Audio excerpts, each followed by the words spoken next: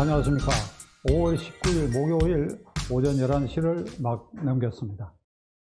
이 시간에 저는 윤석열 대통령에게 특별감찰관법에 규정되어 있는 특별감찰관을 빠른 시일 안에 즉시 임명해서 특별감찰관의 활동을 보장하라 하는 권고의 말씀을 드리려고 합니다. 특별감찰관법은 2014년 박근혜 대통령이 그의 선거 공약으로 내걸었던 것인데, 그 해에 국회를 통과하여 이석수 초대 특별감찰관을 임명했는데, 그가 1년 남짓 재임하는 동안에 사임을 하였습니다. 그리고 즉시 박근혜 대통령이 탄핵에 몰려가지고 후임을 임명하지 못한 채 그 임기를 끝내게 되었고, 후임인 문재인 대통령은 2017년 5월 10일 취임한 이후에 이 특별감찰관을 임명하지 않았습니다. 저는 그 이후에 수시로 대통령은 특별감찰관을 임명해야 한다, 임명하지 않는 것은 대통령의 탄핵 사유가 된다 하는 것을 일관되게 주장해 왔는데, 끝까지 5년 임기 끝낼 때까지 그는 특별감찰관을 임명하지 않았습니다. 탄핵 사유가 명백합니다. 퇴임했다 하더라도 그에 대한 직무유기의 책임은 반드시 물어야 하리라고 저는 생각합니다. 광화문 내거리에 있는 교보 빌딩 뒤편에 가면 그 빌딩 안에 지금도 특별감찰관실이 한 구석에 있습니다. 이 법이 살아있기 때문에 특별감찰관은 비어 있지만은 행정 각 부처에서 파견된 5명인가 하는 직원이 그 빈 방을 지키고 있고, 거기에 국민의 혈세가 5년 동안 계속 지출되어 있다. 이런 사실을 시청자 여러분들께서는 아마 제가 말씀드리기 전에는 모르고 계셨을 생각합니다. 대부분의 국민들이 모릅니다. 특별감찰관이 법에 있는데 5년 동안 임명이 안 되고, 그리고 그 특별감찰관실은 국민의 혈세로 지금 몇 명이 그걸 지키고 있다. 바로 그 특별감찰관을 윤석열 대통령은 즉각 임명해야 됩니다. 특별감찰관의 업무는 그 법에 따르면 대통령과 대통령의 사촌 이내의 친척, 그리고 대통령실의 수석비서관급 이상의 공직자에 대해서 감찰을 하는 것입니다. 직무상 감찰을 해서 거기에 범죄 혐의가 명백하다고 한다면 특별감찰관이 물론 대통령에 보고를 해야 되겠죠. 검찰총장에게 고발하거나 수사 의뢰를 할 수 있고, 다만 강제 수사권만 없다 뿐이지 감사원의 감사권보다도 강화된 권한을 행사할 수 있기 때문에 대통령 친인척과 수석비서관급 이상의 대통령실 고위공직자에게는 이게 일종의 저승사자처럼 비춰질 수 있는 그런 자리인, 아마 그래서 문재인 대통령은 그 특별감찰관 자리를 빈자리로 두고 5년을 지냈다고 생각합니다. 저는 윤석열 정권이 반드시 성공해야 된다. 저는 그의 당선으로 1차 성공한 것은 종북 주사파 친김정은 정권의 계속을 일단 정지했다. 윤석열 후보라는 도구를 통해서 정지했다. 그래서 이제 대통령으로서 정부의 권한을 쥐게 됐다. 그렇다면 이 정권이 5년 지내고 난 다음에 역사상 가장 청렴하고 가장 깨끗한 정권이었다 하는 평가를 받기를 저는 진심으로 바람하지 않습니다. 문재인 대통령은 작년 봄인가 무슨 어디 수석 비서관회의인가 국무회의 자리에서 4년차 임기를 회고하면서 역대 어떤 정부보다도 우리는 깨끗한 정부라고 이렇게 얘기하는 걸 듣고 여러분 어떻습니까? 제가 피식 웃지 않습니까? 그때도 피식 웃었어요. 그때는 이미 울산시장 부정선거 사건, 그 다음에 월성원전 1호기 경제성 조작 사건 등에 대통령 관련이 있다. 그 밑에 실무자들은 이미 기소돼가 뭐 재판은 하는 둥 마는 둥 하고 있다는 그런 상황 속에서 문재인 대통령이 그런 말을 토하는 걸 보고 웃지 않을 수가 없었습니다. 자, 시청자 여러분, 그럼 특별감찰관의 존재하고 있다고 하는 것은 어떤 효과를 갖고 오느냐? 박근혜 대통령 때 임명된 이석수 검찰관이 1년 남짓 있다가 이 사표를 내게 된 계기가 본인이 자의로 사표를 던져버렸어요. 계기가 당시에 민정수석이었던 우병우 수석과 충돌을 한 것입니다. 충돌. 어떻게 충돌했느냐. 우병우 수석이, 이건 제가 언론에 보도된 것과 기타 자료를 통해 알고 있는 사실인데, 우병우 수석이 이석수 감찰관한테 전화를 해서 당신 왜 내 뒤를 캐느냐 이렇게 된 겁니다. 이석수 감찰관 답, 뭘 내가 뒤를 캐느냐. 나는 직무상 일을 했을 뿐이고 당신이 하고 있는 일에 대해서 여러 진정도 있고 이러니까 그걸 알아보고 있는 중인데 내가 뭘 내 직무상 하는 일에 대해서 당신이 왜 시비 거느냐. 아마 티격태격 했던 것 같아. 그리고 얼마 있다가 에이 더럽다 그러고 이제 사표를 낸지는 모르겠지만 사표를 냈는데, 이게 이 특별감찰관과 우병우 수석 간의 이 충돌은 알 사람은 다 알게 되고 일부 언론에 다 보도가 됐어요. 그럼 이게 어떤 효과가 있느냐. 나머지 수석비서관급 이상의 청와대 근무자들에게는 이게 엄청난 예방 효과가 있는 것입니다. 아, 내 뒤도 감찰관이 이게 들여다볼 수 있구나 하는 이런 두려움이 생기게 되고, 그렇게 되면 자연히 그의 행동이 그게 맞춰서 정당한 방향으로 가도록 하는 이런 예방 효과가 있는 것입니다. 문재인 대통령 때 특별감찰관이 처음부터 임명되어 있었다. 그리고 그가 공정하게 업무를 했다고 한다면 울산시장 부정선거 사건이 저 모양으로 청와대 비서실 8개 부서가 관련돼 갖고 송초로 당선시키기 위해서 조직적으로 경찰에 압박을 가하고 공약을 만들어주고 하는 이 일이 특별감찰관이 있었다고 한다면 그가 양심을 묻어두지 않은 한 그의 눈에 그게 반드시 보였을 것이고, 이것은 대통령에게 경고했을 것이고, 그리고 몇몇 사람은 초기에 검찰의 수사 이래 했을지도 모르는 그런 상황이 생긴다고 한다면 10몇 명이 기소되고, 그리고 꼭대기에 문재인 대통령이 그 사법 처리를 대기하고 있는 이런 불행한 일은 없었을 것이다. 월성 원전 1호기 경제성 조작 사건도 청와대의 수석비서관이 명령했고 수석비서관은 대통령의 명령을 받았다 하는 이런 것을 감찰관이 사전에 알았다고 한다면 예방도 됐을 것이다. 이렇게 생각했을 때 특별감찰관이 반드시 필요한 것이고, 필요한 것을 5년 동안 공석으로 두었다. 공석으로 두어서 문재인 정권이 사법 처리에 여러 사건에 걸리게 됐다. 그리고 거기 수석비서관 이상도 앞으로 수사 대상이 되어 있는 사건이 많다.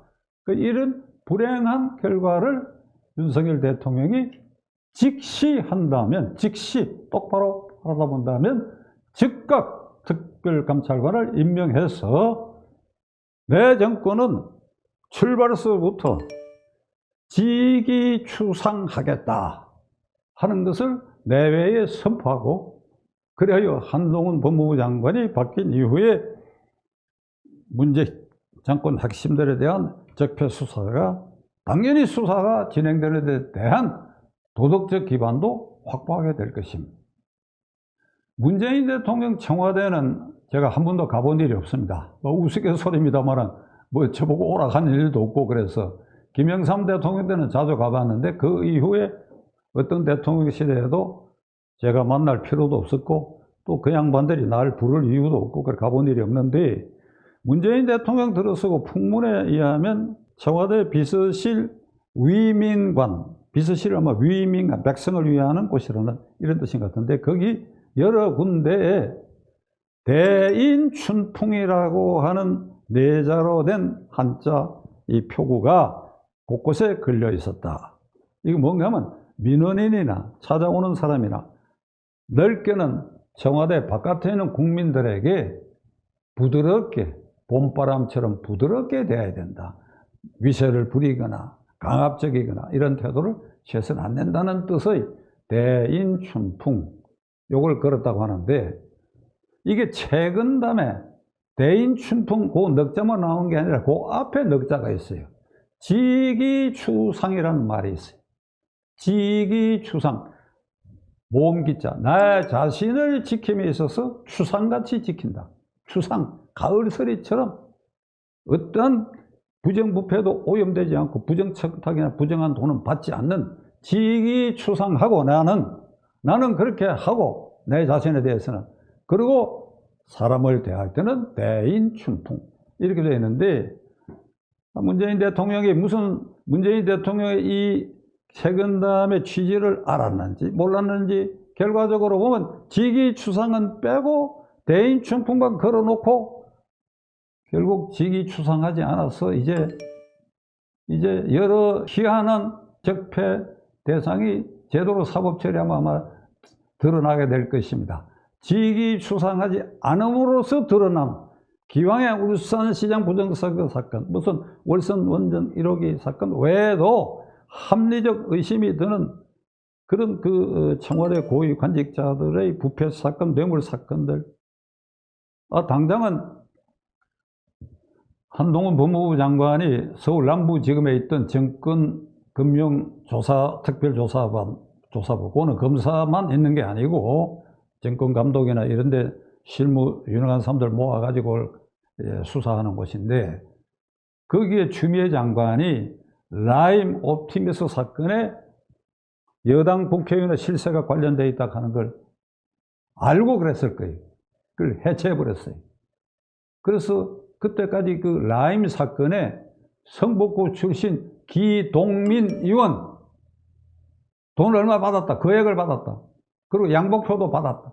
그 다음에 강기정 정무수석 등이 그 수사 선상에 오르고 뭐 몇천만 원을 받았다. 양복표도 받았다. 하는 것이 언론에 보도된 순간에 추미애 법무장관이 이 수사부처를 이렇게 하죠. 해체해버렸어요. 그러니까 이 한동훈 장관이 취임하자마자 그거부터 일단 부활했다. 이러니까 뭐 야당에서는 이제 한동훈이가 소통령이고 그 다음에 그 주요 인사 대검차장, 중앙지검장 그리고 검찰국장 뭐 이렇게 남부지검장 이게 전부 새로 바꾸는데 윤석열 사단이 포진하여 검찰공화국을 만들고 있다 이러는데 제가 보기에는 도둑이 제발이 저러가지고 비명 지르는 소리로 들립니다. 그러면 걔들을 그 자리에 그냥 두게 해요? 제가 걔들이라고 해서 좀 민망하긴 합니다만은 울산시장 부정선거 사건을 대검찰청 관계관 회의에서 13명 처음에 기소할 때 혼자서 이게 기소하지 말라고 한 것이 누구요? 당시 중앙지검장 이성윤이 그래야 서울고검장으로 승진했고 검찰총장 후배까지 올랐는데 그래 그거를 그 자리에 어떻게 둘 수 있나요? 그 자리에 어떻게 둘 수 있나요? 중앙지검장 이정수 이재명 사건에 아주 뚜껑을 덮으려고 했던 그 사람을 그럼 그 자리에 둬? 한동훈 법무장관이 되고 난 다음에 윤석열이가 대통령이 됐는데 그걸 그 자리에다 둬? 남부지검 심지하철이 아주 흉측한 짓을 했는데 그래 그것도 그 자리에 둬? 아니지요. 이거 보복 인사가 아닙니다. 세 사람이 들어가서 뚜껑을 덮고 한 사건을 그건 당연히 수사를 해야지요. 이재명이 말 맞다나 없는 죄를 만들어가 씌우면 정치 보복이지만 있는 죄, 그 있는 죄도 증거가 넘쳐나고 재판정에서까지 새로운 증거가 나오는 이런 대장동 게이트나 이런 사건들을 그러면 그 수사 책임자를 바꿔야지. 그럼 어떻게 해야 한단 말입니까? 그러니까 문재인 정권은 다시 얘기에 돌아가면 직위추상하는 데 실패했다. 그렇다면 윤석열 대통령은 즉각 특별감찰관을 임명해서 나와 내 주변부터 철저히 감찰을 해라 하는 도덕적 기반을 확보해서 문재인 정권 5년 동안의 적폐 수사에 대해서 속도를 내야 할 것입니다. 우리가 그걸 생각하고 박찬종도 2년 반 전서부터 종북주사파 친김정욱은 종식과 부패 정권을 타도해야 된다. 그리고 선거 막바지에는 그러기 위해서는 우리가 윤석열을 도구로 써야 된다. 그래서 결과적으로 2번 후보를 찍으라고 제가 얘기한 사람 아닙니까? 그러니까 그 기대에 충족하는 제1보 도덕적 신호의 1보 특별감찰관을 즉각 임명해라. 물론 여기에는 인수위에서 그 대상을 확대해야 된다는 의견이 나와 있어요. 그리고 국민의힘당 의원 중에도 2년 전에 이 특별감찰관의 감찰 대상을 수석비서관 이하 비서관급 이상으로 확대해야 된다 하는 그 개정안이 나와 있는데 이 민주당 국회가 말을 들을지 안 들을지 모르겠으나 그거는 개정되면 지금 임명된 이 특별검찰관의 감찰 범위를 확대해 주는 것이니까 우선 현행법에 따른 요 수석비서관급 이상 대통령 자신과 친인척 사촌 이거부터 우선 감찰하도록 하고 그 추가로 이 법이 개정돼서 확대되면 그 감찰관이 그 직무 범위를 확대하면 될 것이다. 그건 전혀 우려할 일이 아니다. 법 개정될 때까지 기다리겠다. 만일 이러는 사람이 있다 그러면 그건 핑계라고 볼 수밖에 없으니까 윤 대통령이 그럴 뿐이 아니니까 저는 철석같이 믿습니다. 즉각 임명하시기 바랍니다. 우리가 일상적으로 정권교체라는 말을 쓰고 있는데 정권교체의 효과는 무시무시하고 어마어마한 효과가 있습니다. 그러니까 문재인 대통령에서 윤석열 대통령으로 교체가 됐다. 이걸 우리가 정권교체를 하는데 그렇게 되면 어떤 어마어마한 일이 벌어지느냐. 국가의 전체 예산은 말할 것도 없고 국가의 대통령 임명직 엄청나게 많은 임명직. 그리고 이게 대통령을 중심으로 하는 중추신경의 사령탑이 결국은 과거 용어대로 하면 청와대고 지금은 대통령실에 비서실장, 수석비서관, 비서관 등 이런 보좌진이고 그 옆으로 조금 벌어지면 국무위원, 장차관들 이런 사람들이 바뀌게 되면 이 사람들 휘하에 그 엄청난 자리를 이게 바라다보고 거기에 그냥 파도에 강한 밀물처럼 사람들이 몰려들어가 자리 획득하기 위해서 이런 줄을 이 중추신경을 통해서 잡으려고 이렇게 되어들게 되고 그리고 거기에 돈도 따라가게 돼. 돈도 기업가나 일반 사람 중에 정권이 바뀌어서 나는 공직이나 뭐 정부직 이런 걸 바라는 게 아니라 내 사업에 내가 하려고 있는 일에 피해가 안 오도록 또 나아가 좀 더 내 사업 확장하는데 필요하다면 정치자금도 바치겠다. 정치자금을 하지만 뇌물 성격을 띠는 거 이런 것도 얼마든지 갖다 드리겠다. 그러니까 우리를 좀 봐달라. 이게 이제 몰려드는 거예요. 시청자 여러분, 박찬종을 잘 아는 분들은 아마 어렴풋이 기억하실 것입니다. 김영삼 대통령 이래에 저는 이 정권 실세 주류에 속해 본 일이 없습니다. 늘 비주류밖에 하지 않았고 그리고 그 긴 세월 동안 야당을 했고 그리고 제야 인사로 있었기 때문에 저는 이 중추신경에 자리와 돈이 몰려들 수 있는 중추신경 가까이 가본 일이 없습니다. 그 대신에 구경은 했지요. 말은 듣지요. 그러니까 일반인보다는 제가 민감한 정보에도 많이 접하고 그랬는데 어느 대통령 때라고 얘기 안 하겠습니다. 어느 대통령 시대에 정권이 딱 바뀌니까 그러니까 대통령 딱 당선돼 그 다음 날부터 그 가까이 보좌했던 사람입니다. 자기에게 엄청난 사람들이 만나자 이렇게 그냥 연락이 오고 집을 찾아오고 문간에 기다려하고 겁이 덜컥 났다는 겁니다. 겁이 덜컥 나지요. 무섭지 않습니까? 그런데 이게 그 권력의 단맛에 어느 순간에 빠지게 된다면 겁나는 것이 아니라 재미가 있게 되고 그리고 부시부시간에 기득권이 쌓여져 가지요. 내가 뭐 이렇게 이 얘기를 했더니 자리도 이렇게 만들어지고 이렇게 했더니 돈도 생기더라. 그렇게 해서 부자가 되고 하는 이런 과정을 겪다가 글쎄 그게 운수가 나쁘다고 해야 할지 그러면 이제 다음 정권에 의해서 두들겨 맞고 감옥에도 가고 하는 이런 일이 우리가 반복되는 것을 똑똑히 지켜봤습니다. 저는 문재인 정권 5년 동안이 문민시대 이래 김영삼 정권 이래 8번째 정권으로서 가장 부패가 만연해가지고 그 깊이와 넓이가 엄청나다고 저는 생각합니다. 이건 정말 윤석열 대통령의 그 강단 없이는 이거 척결하기 어려울 만큼의 이게 쌓여있다. 자, 이것을 위한 대전제로서 윤 대통령이 자신과 내 측근부터 직위추상해야 되겠다. 용산 집무실에 이렇게 8자를 거세요. 문재인 대통령 4자만 걸었어. 대인춘풍만 걸었는데 직위추상 대인춘풍 책은담에 나오는 우리 자신이 추상같이 우리를 지키자. 그리고 찾아오는 모든 국민들에게는 훈훈하게 대하자. 박찬종 변호사가 대통령 면담 신청하면 기꺼이 받아들여라. 예를 들자면 그런 식으로 대인춘풍하라 이 말입니다. 그러니까 용산 집무실에 윤 대통령 제 말씀 듣습니까? 한번 내 건의 한번 받아보세요. 지기추상 대인춘풍 이렇게 나란히 쓴 족자를 그 대통령 집무실 입구에 아주 크게 걸든지 한번 그렇게 해서 각오를 다져 주시면 어떨까 이렇게 건의 말씀을 드리고자 합니다.